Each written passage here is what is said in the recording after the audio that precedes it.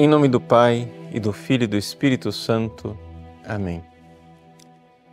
Inspirai, ó Senhor, as nossas ações e ajudai-nos a realizá-las, para que em vós comece e para vós termine tudo aquilo que fizermos. Por Cristo, Senhor nosso. Amém. Santa Maria, Mãe de Deus, rogai por nós. São Miguel Arcanjo, defendei-nos no combate. Sede o nosso refúgio contra as maldades e as ciladas do demônio. Ordene-lhe Deus, instantemente o pedimos, e vós, príncipe da milícia celeste, pela virtude divina, precipitai no inferno a Satanás e a todos os espíritos malignos que andam pelo mundo para perder as almas. Amém. Em nome do Pai, e do Filho e do Espírito Santo. Amém. A Igreja tem os seus dois tempos de penitência fortes, que são a Quaresma, propriamente dita, no sentido estrito da palavra Quaresma, são 40 dias que precedem a Páscoa, e o Advento, que precede o Natal do Senhor. São as duas maiores festas do ano litúrgico e, portanto, a Igreja as prepara com um tempo onde ela pedagogicamente ensina seus filhos a fazerem penitência. No entanto, na Idade Média, um santo chamado São Francisco de Assis, ele sentiu que a distância entre a Páscoa e o Natal era muito grande, né? Ou seja, se você for olhar no ano litúrgico, as coisas não estão bem distribuídas, né? No sentido assim, não é uma crítica ao ano litúrgico, não, é que não estão, digamos assim, simetricamente distribuídas. A Páscoa era na primavera, o Natal é no inverno. Então, entre o inverno e a primavera tem muito pouco espaço, né? No meio, nós temos o quê? Da primavera temos o verão, o outono, até que finalmente chega o inverno, né? Claro que eu estou falando aqui das estações do ano no hemisfério norte, que é aquilo que dá origem ao nosso calendário litúrgico. Bom, então, tendo um tempo tão grande entre a Páscoa e o Natal, São Francisco de Assis pensou que seria necessário fazer penitência também durante esse período. E ele resolveu então fazer uma penitência, né, que inicia em pleno verão, né, como os italianos chamam hoje de Ferragosto, dia 15 de agosto, dia da Assunção da Virgem Santíssima. E fazer ali 40 dias, uma quarentena, que ficou conhecida como Quaresma de São Miguel. Só que é uma quarentena um pouco diferente. Não são 40 dias no sentido estrito da palavra. Porque se você for contar, incluindo o início e o término, entre o dia 15 de agosto e o dia 29 de setembro, nós temos aí 46 dias, não é? E não 40. Mas, nestes 46 dias, nós temos também 6 domingos. Então, os domingos poderiam ser considerados dias não penitenciais dentro desta contagem. Então, fazer esses 40 dias de penitência em honra de São Miguel Arcanjo, né? Bom, o fato, porém, é o seguinte, que isso que é uma realidade devocional colocada por São Francisco, né, tornou-se algo que, digamos assim, as pessoas gostaram. E se tem essa Quaresma de São Miguel em alta estima, embora você não vai encontrar nenhum traço dela na liturgia da Igreja. Mas por providência, por coincidência, não sei se qual das duas coisas, o fato é que aquilo que se vive na Quaresma de São Miguel foi profetizado por Deus no Apocalipse, no capítulo 12.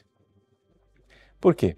Porque se você for ver, né, o Apocalipse traça o início da Quaresma de São Miguel com a Assunção de Nossa Senhora. O capítulo começa: então apareceu no céu um grande sinal, uma mulher vestida de sol, tendo a lua debaixo dos pés e sobre a cabeça uma coroa de 12 estrelas. Então, ela no céu, gloriosa, a Assunção da Virgem Maria. Não é? Mas, logo em seguida, vem aquilo que é, digamos assim, o típico da Quaresma de São Miguel, onde se vive tão intensamente a batalha contra Satanás. O versículo 7 diz assim: houve então uma batalha no céu. Miguel e seus anjos guerrearam contra o dragão. O dragão lutou juntamente com os seus anjos, mas foi derrotado e eles perderam o seu lugar no céu. Então aqui nós vemos uma batalha. E essa batalha, ela não é uma batalha que acontece só com os anjos. Existe a realidade de que a mulher e os seus filhos lutam contra Satanás, não é? Então, diz lá no versículo 14: mas a mulher recebeu 2 asas da grande águia e voou para o deserto, para o lugar onde é alimentada por 1 tempo, 2 tempos e meio tempo, bem longe da serpente. E a serpente, então, vomitou um rio de água, né, atrás da mulher, a fim de a submergir, e a terra, porém, veio em socorro da mulher. Então vejam, há uma ida para o deserto e diz assim: cheio de raiva por causa da mulher, o dragão começou a combater o resto dos filhos dela, os que observavam os mandamentos de Deus e guardam o testemunho de Jesus. Então, há um combate. E esse combate é o típico da Quaresma de São Miguel. Mas nós temos uma certeza. A certeza de qual será o resultado. O resultado, né, é o que está no versículo 10. Agora realizou-se a salvação, a força e a realeza do nosso Deus e o poder do seu Cristo, porque foi expulso o acusador de nossos irmãos, aquele que os acusava dia e noite perante nosso Deus. Eles venceram o dragão pelo sangue do Cordeiro. Então, vejam que o script, digamos assim, da Quaresma está todo aqui, né? Mas eu gostaria de conduzir um pouco uma reflexão com vocês, não somente fazendo notar esta belíssima coincidência daquilo que é uma Quaresma que inicia com a Assunção e termina com São Miguel, assim como a mulher vestida de sol e São Miguel que combate juntamente com seus anjos, mas também o fato de que aqui nós temos algo importante para nós espiritualmente. Por quê? Porque veja só, é claro, quem é esta mulher vestida de sol? Bom, em primeiríssimo lugar, no sentido literal, trata-se da Virgem Maria. Não há dúvida nenhuma. Por quê? Porque ela é a mulher que está grávida daquele que virá para governar as nações. Então só pode ser a Virgem Maria. Mas acontece que a Virgem Maria, ela é o protótipo da Igreja.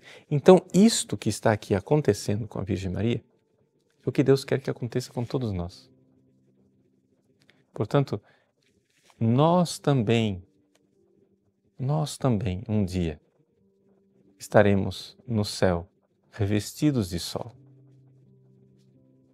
É esse o projeto de Deus. Se nós verdadeiramente vivermos humildemente como a humilde serva do Senhor. Então, o atributo principal da Quaresma de São Miguel, o mais importante para vivermos e vivermos bem a Quaresma de São Miguel, é a humildade. Não é? Algumas pessoas vivem a Quaresma de São Miguel, digamos assim, como se fosse uma espécie de, me desculpa dizer, superstição. Em que você pega umas preces, umas ladainhas, umas rezas, umas coisas assim que você precisa fazer. Então, veja, em nada eu estou desprezando aqui as orações que são feitas, mas eu queria que você entendesse o seguinte: não adianta você ter uma imagem de São Miguel, acender a vela, penta, fazer as orações previstas, como se isso fosse uma espécie de mágica do bem. Dentro da oração cristã, ou o seu coração se converte e muda, ou então nada está acontecendo. Então, veja, você, por exemplo, sei lá, tem na sua família, como eu tenho também na minha, casos difíceis, né? Em que você quer a conversão de uma pessoa. Você vai fazer a Quaresma de São Miguel, né, pedindo a Deus a libertação de tal e tal pessoa, de fulano, ciclano, beltrano, etc. Que coisa boa, ótimo, ótimo, você faz muito bem. Né? As nossas preces, elas realmente são eficazes, mas estas preces não são de eficácia, digamos assim, infalível. Por quê? Porque entre a sua oração e a graça de Deus a ser alcançada na vitória da Virgem Maria de São Miguel, tem no meio a liberdade da pessoa. E a pessoa pode barrar a eficácia. Se ela não quer se converter, se ela não se abrir, se não houver ali uma cooperação com a graça, as coisas não acontecem. Esse é o mistério da iniquidade. Mas, veja só que maravilha, existe algo infalível na Quaresma de São Miguel. E o que é infalível na Quaresma de São Miguel? O que é infalível na Quaresma de São Miguel é que você, se você fizer esta Quaresma com as disposições interiores necessárias, você vai estar no caminho de conversão. Isso é infalível. Então é necessário as disposições interiores, e aqui que está o segredo da Quaresma. O segredo da Quaresma de São Miguel está na humildade. Por quê? Porque ela tem no início e no fim duas criaturas gloriosas, Nossa Senhora e São Miguel Arcanjo, porém, que são marcadas pela imensa humildade. A Virgem Maria, por quê? Porque, claro, aqui no Apocalipse ela aparece como mulher vestida de sol, mas nos seus dias aqui da Terra, ela era escondida, inclusive dela mesma, não é? Ela era escondida dela mesma. Esses dias, hoje eu atendi a direção espiritual de um rapaz que faz suas orações com aquele livro Intimidade Divina. E ele depois eu vou procurar lá, não tive tempo de procurar que oração que é essa, e dizendo que um dos dias sobre a intimidade divina, falando lá sobre a cruz, etc., uma oração conclusiva, uma santa ou escritora carmelita dizia assim: Senhor, fazei-me santa, e fazei-me logo santa, mas fazei-o sem que eu o note. Ou seja, que Deus nos faça santos, mas que nós não notemos isso em nós. Ou seja, a humildade de entender que Deus tem para nós, né, uma vocação de santidade. Mas se tem uma coisa que o santo não pode perceber, é que ele está ficando santo. Porque na hora que ele começa a dizer, nossa, olha como eu estou ficando santo, etc, etc, ali ele já peca contra a humildade. A pessoa tem que reconhecer, sim, as glórias de Deus, as graças de Deus, mas atribuí-las todas a Deus e permanecer de mãos vazias e dizer, puxa vida, Deus faz tantas maravilhas através de mim e eu ainda permaneço aqui, né, de mãos vazias, sem nada. É humildade. Então, Maria, a Virgem Santíssima, era humílima. Depois da humildade de Jesus, que é Deus que se fez homem, não houve humildade maior do que a Virgem Maria, a humilde serva do Senhor. E se nós quisermos assim esmagar a cabeça da serpente, como está profetizado que a mulher e a sua descendência o fará, nós só podemos fazê-lo através da humildade. Quem quiser se apresentar diante do diabo com grande arrogância, né, dizendo comigo ninguém pode, etc., essa pessoa certamente irá fracassar. E não somente isso. A humildade de Maria, no início da Quaresma, com a Assunção, né? Deus exaltou os humildes. Na Assunção nós vemos isto acontecendo, nós vemos a promessa de Deus do cântico da Virgem, né? Exaltavit humiles. Deus exalta os humildes e dá a glória da Virgem Santíssima no céu. Mas nós temos também no final São Miguel Arcanjo. E São Miguel, bom, São Miguel é humildade. Nessa batalha que está descrita aqui, houve então a batalha no céu, Miguel e seus anjos guerrearam contra o dragão. As pessoas não sabem, mas São Miguel, príncipe da milícia celeste, ele não é um grande anjo, enquanto natureza angélica. Dos 9 coros angélicos, São Miguel está no penúltimo. Assim, se a gente tivesse uma hierarquia angélica, como uma hierarquia militar, onde lá em cima está o general de 4, de 5 estrelas, o marechal, né? Lá em cima você tem um general, aqui embaixo você tem um soldado raso. Bom, o soldado raso é chamado de anjo. Um pouquinho acima do soldado raso, o que é que você tem? Sei lá, na hierarquia do exército, talvez um cabo, não é? Então, é o que é o arcanjo. O arcanjo não é um anjo, um super anjo lá em cima. Não, ele é um pouco mais do que o anjo. Só um pouco. Claro, comparado com nós, misericórdia. O menor de todos os anjos é muito maior do que nós. Né? Sim, os anjos são tremendamente gloriosos. Pelo amor de Deus, ninguém acha que eu estou aqui desprezando os anjos, mas eu estou dizendo assim que São Miguel, comparado com Lúcifer, enquanto natureza angélica, São Miguel é pequenino. Mas se ele é tão pequenino, como é que um cabo, não foi um general que foi escolhido para combater? Por que tão pequenino? Bom, existem algumas razões, mas a principal que eu quero salientar aqui é que Miguel é o anjo da humildade.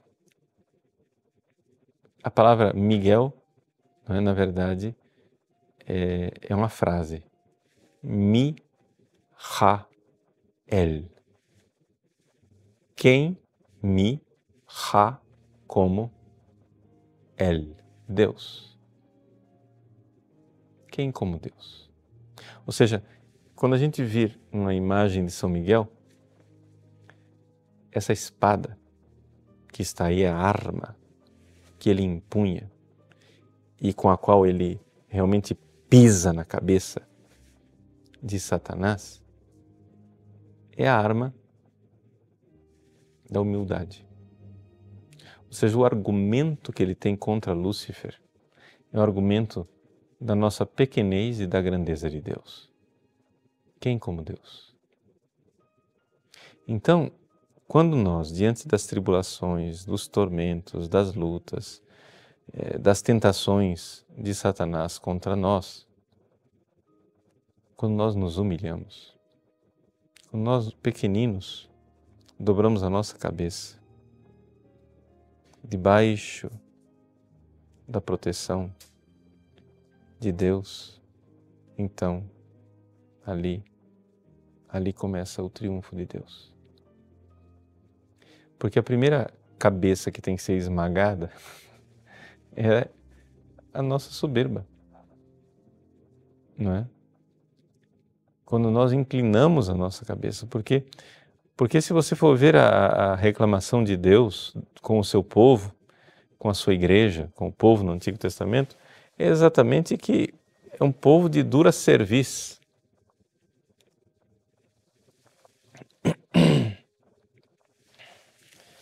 O que quer dizer cerviz?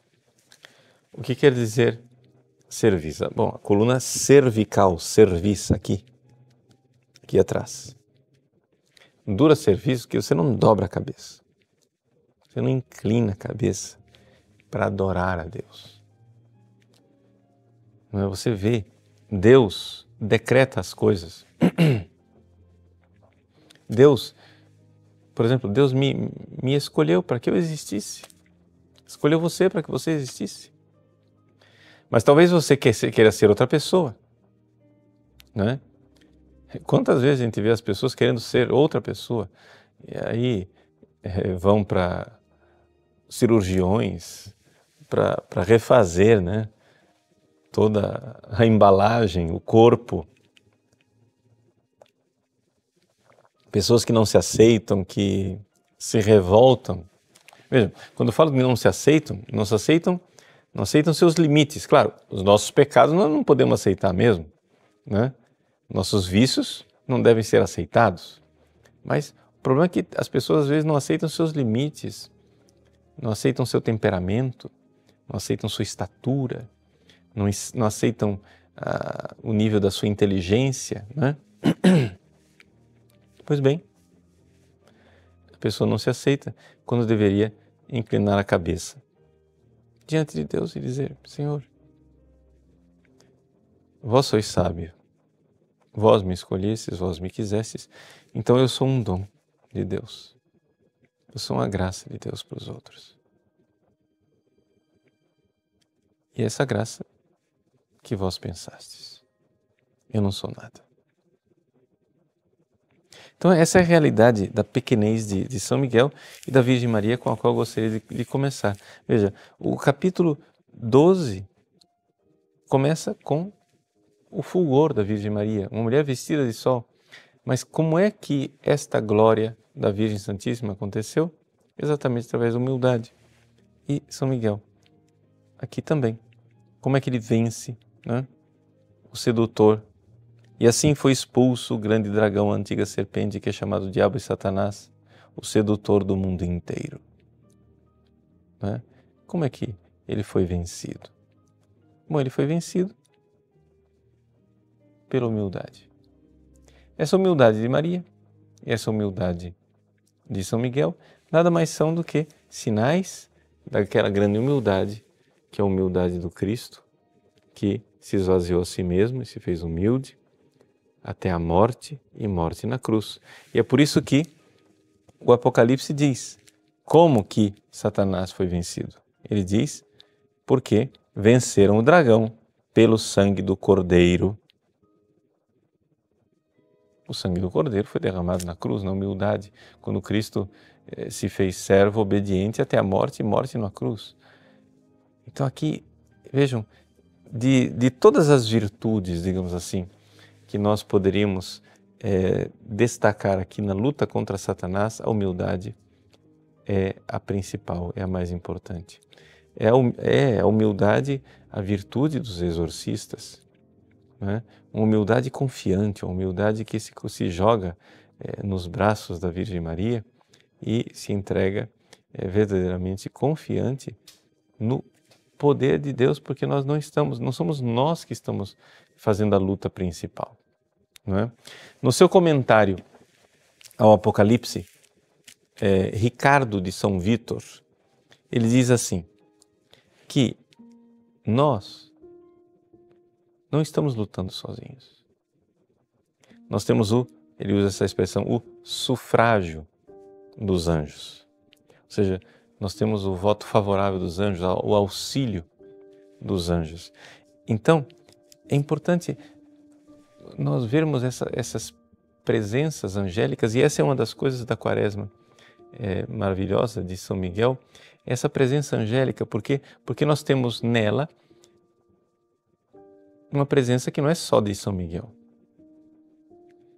Aqui nós honramos São Miguel por ser príncipe da milícia celeste, mas não é somente ele, não é somente São Miguel, mas todos os anjos.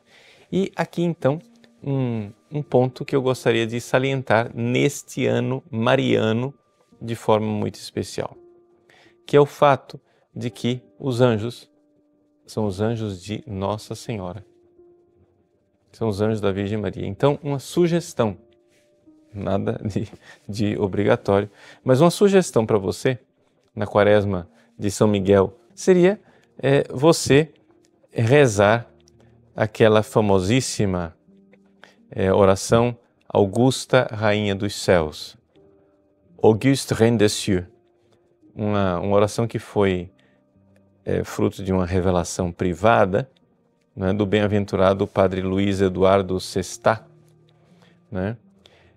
No dia 13 de janeiro de 1864, o padre Luiz Eduardo Sestá, bem-aventurado Luiz Eduardo Sestá, estava rezando e foi atingido por um raio da luz divina.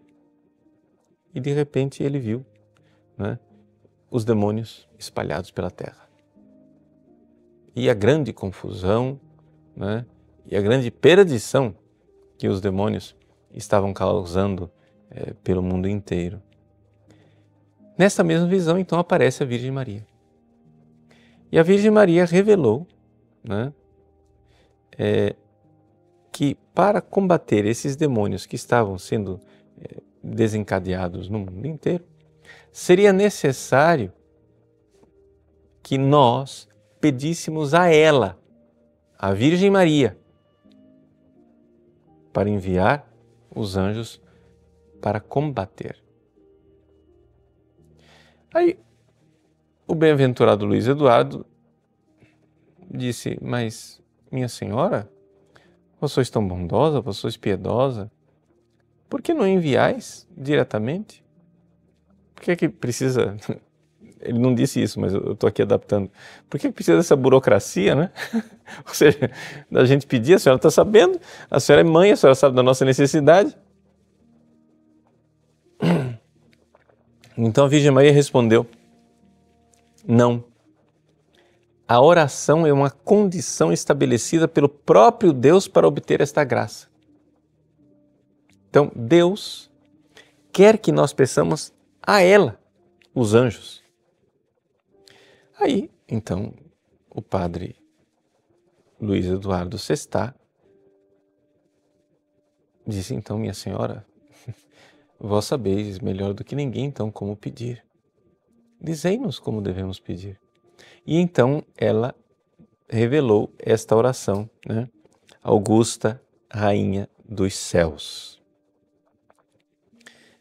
O padre bem-aventurado Luiz Eduardo Sestá apresentou essa oração a Monsenhor Lacroix, bispo de Bayonne, e ele mandou imprimir, então, 500 mil de folhetos com essa oração.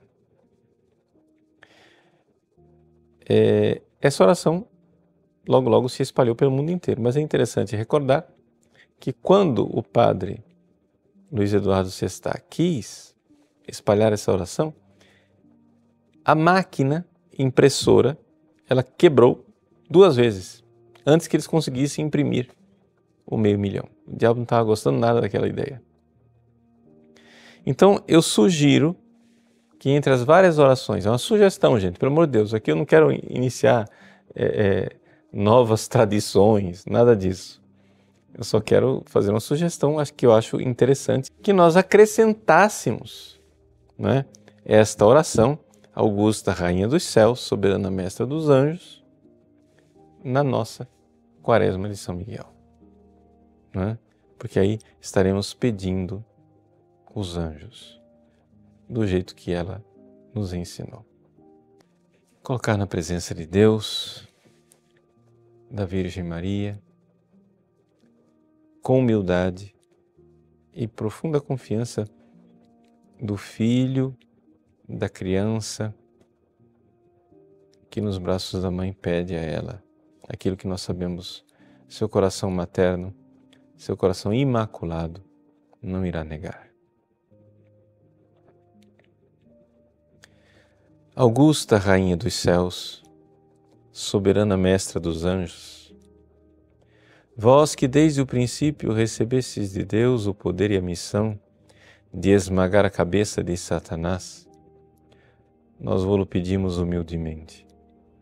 Enviai vossas legiões celestes para que, sob vossas ordens e por vosso poder, persigam os demônios combatendo-os por toda parte, reprimindo-lhes a insolência e lançando-os no abismo. Quem é como Deus? Ó Mãe de bondade e ternura, vós sereis sempre o nosso amor e a nossa esperança. Ó Mãe divina, enviai os santos anjos para nos defenderem e repelir para longe de nós o cruel inimigo. Santos anjos e arcanjos, defendei-nos e guardai-nos. Amém. Que essa oração seja um pouco a nossa companheira nestes tempos agora da Quaresma de São Miguel. E para então concluirmos essa nossa reflexão, essa pequena meditação a respeito da Quaresma de São Miguel e do Apocalipse, eu gostaria de recordar o seguinte: nós temos as duas grandes mensagens, que são a mensagem de Fátima, não é? Portanto, a mensagem de Nossa Senhora de oração, de penitência, de reparação, e nós temos a mensagem pequenina e humilde da pequena imagem feita de barro e encontrada no fundo, pescada do fundo do rio Paraíba, que é a mensagem de que Deus quer nos pescar mesmo. Deus quer nos salvar. Vamos compreender. A Virgem Santíssima disse, no final, o meu imaculado coração triunfará. É uma luta. Veja, Nosso Senhor, Nossa Senhora, eles não querem que nós tenhamos uma vida mansa. Quando Nossa Senhora aparece ali para os 3 pastorinhos, lhes dá a missão de rezarem e de fazerem penitência. Portanto, coloca os 3 pastorinhos, digamos assim, no centro da batalha. Enquanto a Europa travava a Primeira Guerra Mundial, que era até então a Grande Guerra, né? São Pio X morreu sabendo que viria essa guerra, né? Ele morreu e nos seus últimos dias de vida ele dizia insistentemente e repetia: verrà il guerrone, né? Virá a Grande Guerra. Enquanto a Europa vivia uma grande guerra, uma carnificina como nunca vista na história da humanidade, só superada depois pela Segunda Guerra Mundial, Nossa Senhora adverte aos 3 pastorinhos de uma outra guerra.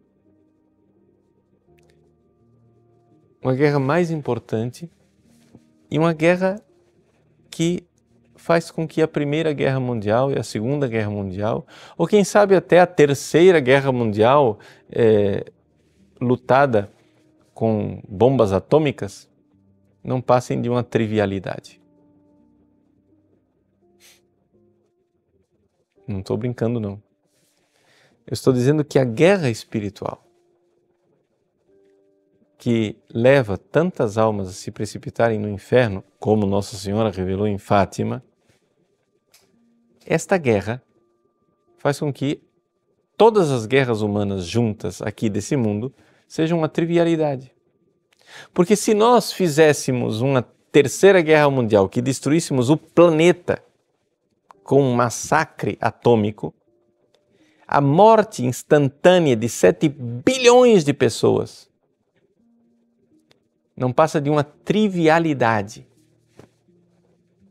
se nós compararmos isto com o drama, o único drama que importa, o único drama verdadeiro, o drama de eu e você nunca vermos a Deus. Sim, porque afinal, 7 bilhões de pessoas morrerem e o planeta desaparecer é algo trágico, é algo triste, é algo infame. Mas acontece que esse mundo ia passar mesmo.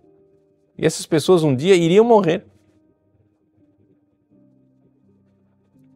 Só que a perdição eterna de uma alma é um drama muito maior do que a Terceira Guerra Mundial. Ora, Nossa Senhora aparece em Fátima e mostra aqueles 3 pastorinhos, milhões de almas precipitando no inferno e chamando a atenção da humanidade para o verdadeiro drama, para a verdadeira guerra. A verdadeira guerra é esta batalha espiritual que está aqui.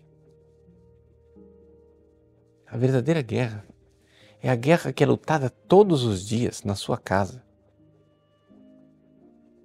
Quando Satanás quer levar você, sua esposa, seu marido e seus filhos para o inferno.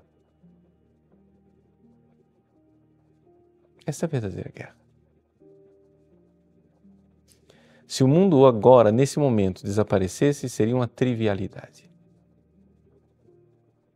Se eu, ou você, ou qualquer outra pessoa, nunca mais pudéssemos ver a Deus. Esta seria a verdadeira tragédia, porque seria eterna. Seria uma perda irreparável, porque eterna. Mas com a graça de Deus,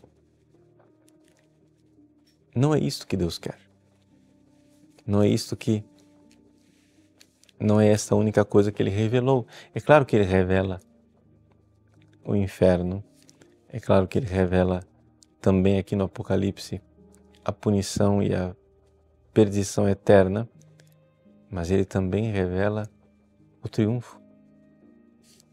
Ou seja, também em Fátima, Nossa Senhora não revela somente o inferno. Ela revela o resultado final da batalha. No fim, o meu imaculado coração triunfará. E nós? De que lado estaremos? E nossas famílias? De que lado nossas famílias estarão quando acontecer o triunfo do Imaculado Coração da Virgem? Bom, aqui então se dá a nossa escolha. Existem 3 possíveis caminhos. O caminho quase imaculado de São João, o autor do Apocalipse, que como discípulo amado e fiel, não tergiversou, não vacilou e permaneceu fiel até o fim ali aos pés da cruz. Esse é um caminho. Mas talvez não seja o caminho de muitos de nós que já caímos e caímos tanto. Bom, então tem um outro caminho. Num outro extremo, nós temos Judas. Judas que pecou, que vacilou. E o seu orgulho não permitiu que ele voltasse atrás. Não permitiu que ele se arrependesse. Bom, dos 12 apóstolos, nós temos aqui um exemplo de um extremo de perseverança heróica até o fim e um extremo de perdição absurda até o fim. Sobraram 10 apóstolos, que todos têm mais ou menos a história de Pedro. A história de Pedro, que foi a história daqueles que não foram imaculados como João, mas não foram desesperados como Judas. O grande pecado de Judas não foi a traição. O grande pecado de Judas foi o orgulho de não voltar atrás e não bater no peito. E não dizer perdão. Perdoai-me, Senhor. Ora, nós podemos fazer penitência. A mensagem de Fátima diz penitência, penitência, penitência. Deus quer nos pescar. Esta é a mensagem de Aparecida. Deus quer nos pescar. Deus quer que nós façamos penitência. Mas na pescaria, o peixe morre. Nós precisamos morrer para nós mesmos. E é isso que nós queremos fazer na Quaresma de São Miguel. Morrer para nós mesmos. Morrer para a nossa miséria, nosso egoísmo, nossa maldade. E assim, batendo no peito e nos arrependendo, podemos fazer o caminho, o itinerário dos outros 10 apóstolos, ou seja, o itinerário de São Pedro, de quem se arrependeu e voltou atrás. Essa é a proposta da Quaresma de São Miguel. A humildade.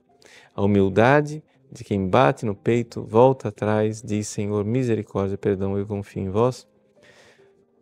Humilhai-vos debaixo da poderosa mão de Deus. Lançai sobre ele as vossas preocupações. Ele tem cuidado de vós. Que essa seja a mensagem maravilhosa da Quaresma de São Miguel e que então nós possamos humildemente, cada dia de nossas vidas, dizer: quem como Deus? Não, ninguém, absolutamente ninguém é como Deus. Deus abençoe você.